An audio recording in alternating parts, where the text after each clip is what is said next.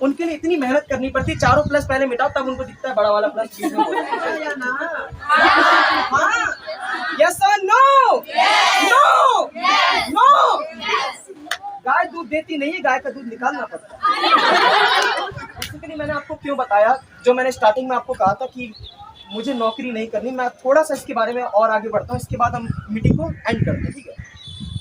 मैं आपको बता दूं, अभी कुछ महीनों पहले भारत सरकार ने अपनी पंचवर्षीय योजना का एक बजट पेश किया था।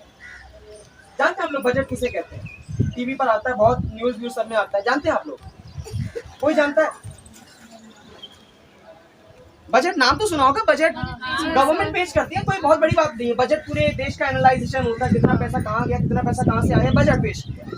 अब मैं आपको बता दूं, उस वक्त मेरे स्कूल के बच्चे भी हैं, मैं कहूँ मेरे स्कूल के टीचर्स भी उस दिन इंडिया न्यूजीलैंड के मैच को एंजॉय कर रहे थे, मगर मैं उस समय कहीं ना कहीं घर में बैठ के भारत देश के बजट को एनालाइज कर रहा था। क्यों? क्योंकि मुझे बिजनेसमैन बनना था। बजट को एनालाइज कर रहा था। बजट एनालाइज करते दौरान मेरे सामने कुछ आंकड़े आए जो आज मैं आपके साथ शेयर करना चाहता हूँ। सुनना चाहते हैं? यदि सुनना चाहते तो ही बताओ, मतलब कोई बोर तो नहीं हो रहा है, कोई दिक्कत तो नहीं है ना? आंकड़े बहुत खतरनाक है, जो शायद आपको पता भी होंगे। आज मैं आपको बता दूं, भारत देश की जो आबादी है वो पूरे विश्व में सबसे ज्यादा हो चुकी है। कितने लोगों को पता है ये बात? भारत देश की पॉपुलेशन आज पूरे विश्व में सबसे ज्यादा हो चुकी है। जानते हैं इस बात को? क्या अच्छी बात है कि बुरी बात?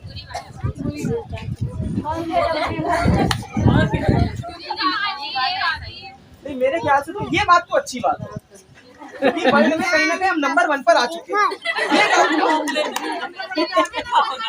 किसी काम में तो नंबर 1 आए, किसी काम में तो नंबर 1 आए। ये काम तो अच्छा काम है, ठीक है।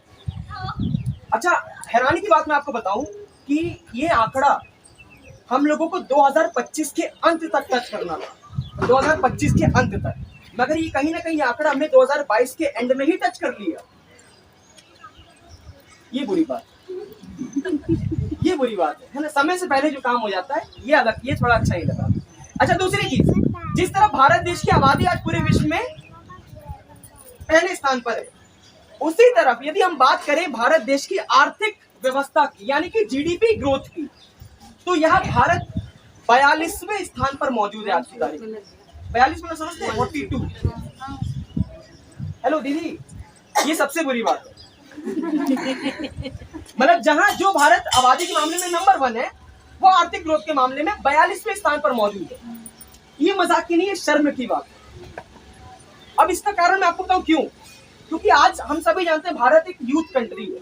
भारत में आज की तारीख में सबसे ज्यादा यूथ है, मगर ये इस सिचुएशन को हम तभी सही कर सकते जब हम यूथ को एक सही डायरेक्शन दें।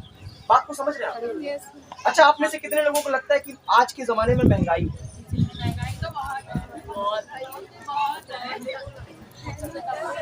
सच में महंगाई लगती है?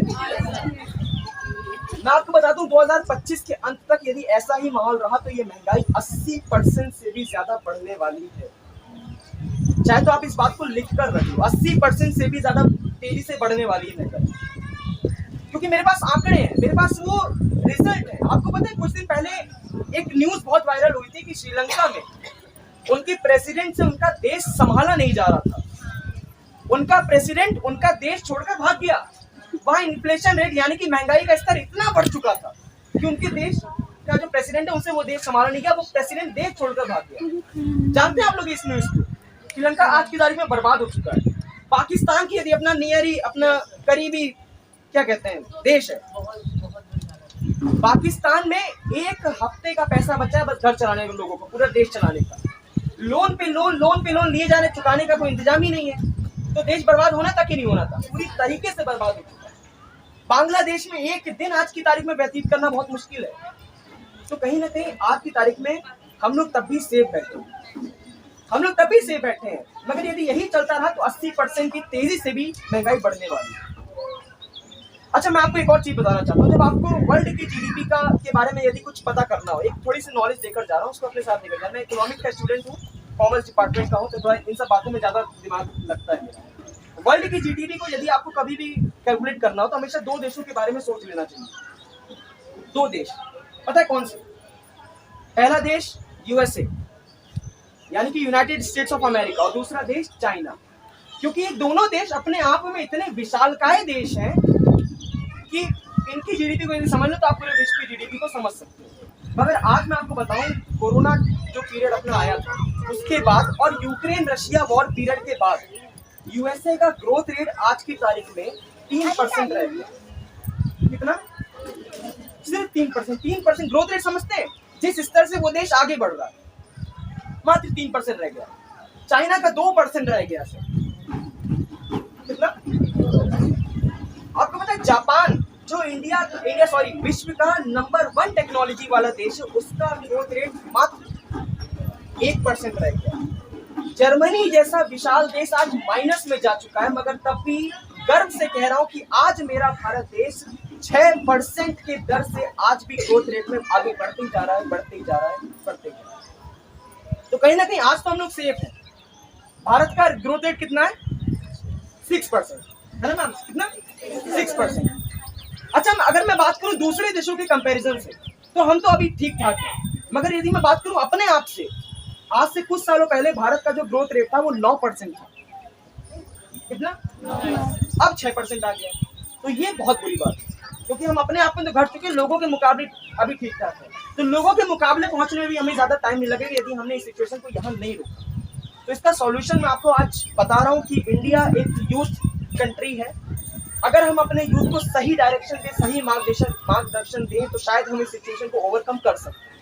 बट होता क्या है कि एक यूथ का जितना भी एजुकेशन पीरियड होता है, यानी कि बचपन से लेकर तकरीबन 25 साल तक एक व्यक्ति पढ़ाई को ग्रहण करता है ना, शिक्षा ग्रहण करता है कि नहीं? पता नहीं 3, 4, 5 साल से जब भी स्टार्टिंग करता है 25 साल तक तो पढ़ता है आराम से। अब मैं बता दूं, इस बीच का जितना भी एजुकेशन पीरियड है, यदि वो किसी के पैर भी छूने जाता है ना, किसी बड़े बुजुर्ग, तो उसको पता है आशीर्वाद में क्या सुनने को मिलता है? बेटा पढ़ो लिखो खूब अच्छी नौकरी करो, है कि नहीं? ये सुनने को मिलता है कि? बट आज मेरा आप सभी से यह प्रश्न है कि क्या हम नौकर हैं जो किसी की नौकरी करेंगे? आज तो आप नो कह रहे हो, मगर आज भी इंडिया में ना जाने कितने ऐसे माँ बाप हैं जो अपने बच्चों को आज एजुकेशन तो दे रहे हैं, मगर यही कराने के लिए कि मेरा बच्चा आगे चलकर एक बहुत अच्छी नौकरी करे, है कि नहीं? और मैंने अपनी कहानी आपको इसलिए सुनाई थी क्योंकि मैं भी नौकरी करने ही जा रहा हूँ, बट भगवान का करिश्मा देखिए उन्होंने बचा लिया। तो क्या हम लोग नौकर है जो हम लोग नौकरी करेंगे? नहीं करनी चाहिए ना, है कि नहीं? अरे बात तो एग्री करते हैं, यस और नो कुछ बोलिए। नहीं करनी चाहिए, मेरे ख्याल से तो बिल्कुल नहीं करनी चाहिए। ये नौकरी करते हैं, अब इनसे पूछे कितनी अच्छी लाइफ जी रहे हैं आज। एक बार भैया बताएंगे अपना एक्सपीरियंस? डेफिनेटली बता दूं मैं। कम टाइम में, इधर आके नहीं बताइए, टाइम नहीं बहुत निकल रहा है। हाँ, एक्चुअली 12 से रात के 10 बजे तक नौकरी पे ही हो जाती है। जो मॉर्निंग का टाइम बचता है मैं उसमें पार्ट टाइम में बिजनेस करता हूँ, ठीक है। और फुल टाइम तो मेरी ड्यूटी ही रहती है। अभी तो पर्सनल एक तरफ खर्चा में मुझे थोड़ा फैमिली भी देखनी पड़ती है, तो इसलिए मैं नौकरी कर रहा हूँ। बढ़ के मेरा फ्यूचर तो बिजनेस ही करना है, ठीक है। इसलिए ताकि मुझे धीरे धीरे करके मैं बिजनेस को आगे रन आउट कर पाऊँ, इसलिए मैं नौकरी भी कर रहा हूँ, बिजनेस भी कर रहा हूँ। इनकी सिचुएशन देखिए, 12 से रात के 12 बजे तक ये अपने परिवार को समय नहीं दे पाते, अपने आप को क्या समय दें? तो बेसिकली इसको यदि ओवरकम करना है तो आज मैं आपको एक फॉर्मूला लेकर जा रहा हूँ। सुनना चाहते हैं? अपनी मानसिकता को बदल लो यार, बस अपनी मानसिकता को बदल लो। मानसिकता समझते हो? माइंड थिंकिंग, जो भी आप इंग्लिश में कहना चाहो, अपनी थिंकिंग को बदल लो। If you can change your mind set, you can change everything in this whole world. यदि आप अपनी मानसिकता को बदल सकते हो तो आप इस संसार में कुछ भी बदलने लायक बन जाते हो। थोड़ा बात करें, आज मैंने आपके सामने एक छोटी सी ड्राइंग बनाई, कोई हंसेगा नहीं, मेरी ड्राइंग बहुत खराब है, मैं जानता हूँ। जब आप किसी 2 डिजिट को ऐड करते हो तो उसमें एक साइन लगता है, ऐसा क्या कहते हैं उसको? प्लस। ये प्लस ही बनाया है मैंने। तो बेसिकली यहाँ पे 4 प्लस बने हैं, देखिएगा इसको, ठीक है? 4 है, 4 खाने, ठीक है? ये खाने बने, खाने कहते हैं ना बॉक्स। तो बेसिकली आप में से मुझे, आपको जितने लग रहे हैं आप उतना सोच के बताइएगा। इसमें से आपको सबसे बड़ा कौन सा लग रहा है? ये वाला? सॉरी, ये वाला? पक्का? एक बार अपने जोरदार तालियां बजा दीजिए।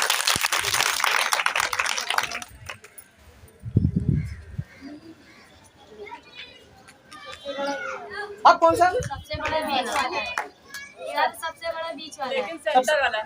हाँ जी, सेंटर वाला। अच्छा अभी तक क्यों नहीं बता पाए थे? मुझे लगा कुछ लोग बोलेंगे ये वाला, फिर मैं इसको मिटा दूं, फिर मैं ये भी मिटा दूं, ये भी मिटा दूं, अपने आप ही। दोस्त यही हो रहा है हमारी लाइफ में आज।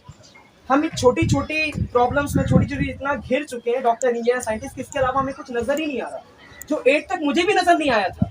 ये इतना बड़ा प्लस सबसे पहले आपके सामने मैंने बनाया था, मगर आपको नहीं दिखा। जहां आप लोग इतने काबिल हो, क्योंकि मैंने ये सवाल बहुत लोगों से पूछा अपने सेमिनार में, उनके लिए इतनी मेहनत करनी पड़ती, चारों प्लस पहले मिटाओ तब उनको दिखता है बड़ा वाला प्लस। एक बार ताली बजाओ कि आपको पहली बार नहीं दिखती, पहली बार नहीं दिखती, तो आपको समझाने की जरूरत नहीं है, समझ रहे हो?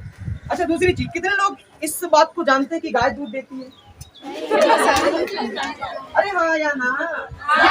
हाँ, यस और नो? No, no. गाय दूध देती नहीं है, गाय का दूध निकालना पड़ता है।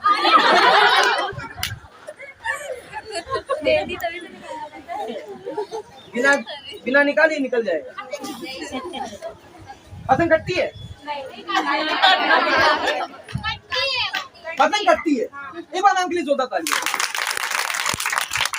पतंग नहीं कटती मैम, पतंग की डोर कटती है, पतंग का मांझा कटता है। मेरे दोस्त, कुछ पाने के लिए कुछ खोना पड़ता है, कुछ पाने के लिए कुछ करना पड़ता है, खोना नहीं पड़ता। अच्छा मैं आपको बता दूं, ये सब सवाल आपको अपने स्कूलों में नहीं बताए जाते, ना आपके कॉलेजेस में बताए जाते। ये सब सवाल के उत्तर आपको आने के बावजूद भी आप गलत दे रहे हो, क्योंकि आपने अपनी सराउंडिंग्स में सिर्फ और सिर्फ यही सीखा, या आपने अपने एनवायरमेंट से सीखा है। आपको सबको पता है गाय दूध देती नहीं, गाय का दूध निकालना पड़ता है, अपने आप खड़े खड़े गाय दूध नहीं दे सकती है, मगर तब भी गाय दूध कितनी चादर उतने पैर लगाने चाहिए। मेरे ख्याल से चादर बड़ी कर देनी चाहिए, डबल बेडशीट लानी चाहिए, वरना जिस तरीके से उस चादर में अपने आप को समेट कर बैठे हो, एक दिन उसी चादर में समेट कर इस दुनिया से निकल जाओगे, किसी को कुछ खबर लगने वाली नहीं। चादर बड़ी कर देना यार, आज ही अपनी चादर बड़ी कर देना जाता है। अपनी सोच बदल लेना, देश अपने आप बदल जाएगा। अपनी मानसिकता को नौकरी वाले से हटकर देखिए, हमें जॉब करनी नहीं है, हमें जॉब देने वाला बनना है। ये मुझे 8th क्लास के बाद समझ में आ गया था, जो मैं आज आपको समझाने जा रहा हूँ। आज मैं ऋचा मैम से कह रहा हूँ, आज मुझे यहाँ पे 1 रुपए का बिजनेस मिले ना मिले, मुझे कुछ मिला ना मिले, मुझे कुछ नहीं चाहिए आपसे। बस आज अपनी सोच को बड़ा जरूर करना, एक बार कुछ बड़ा सोच कर देखना कि कुछ तो हम अलग कर सकते हैं।